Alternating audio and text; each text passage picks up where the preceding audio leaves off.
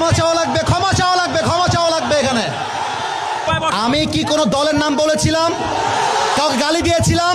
দাঁড়ান দাঁড়ান দাঁড়ান, আমার ভূমিকার কথা শুরু হয়েছিল 3.5 হাত মাটির কবর দিয়ে। যুবক ভাইরা বলো, আমি এতগুলো আয়াত বললাম। থামো, আচ্ছা থামেন থামেন থামেন থামেন উনি, আচ্ছা তোমরা থামো থামো থামো, থামেন থামেন থামেন। প্রিয় ভাইয়েরা, আমরা কোনো মারামারি চাই না। আল্লাহর কোরআন দিয়ে আইন চলবে, এটা কোনো রাজনৈতিক কথা হইতে পারে? এটা মুসলমানদের কলিজার দাবি। আগামী সংসদ চলবে কোরআন দিয়ে। যেই বেড়াবাদর পেট্রোল একটাও থাকবে না। যুবক ভাইয়েরা আমার, আপনারা বুঝবেন আপনাদের এলাকায়, এটা আমি কিচ্ছু বলবো না আজকে।